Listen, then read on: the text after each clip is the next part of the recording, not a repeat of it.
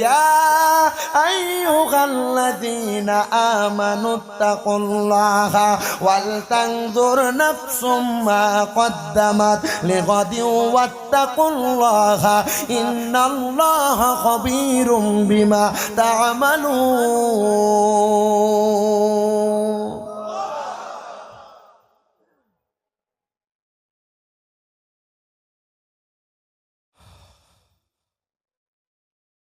কেন জানেন?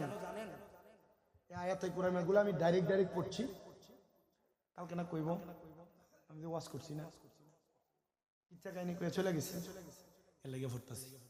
আনাইলে আমি নরমালি ভাঙ্গা কইরা এরপরে বোঝাইতাম, তবু চেষ্টা করছি আমার এলেমে যতটুকু আছে।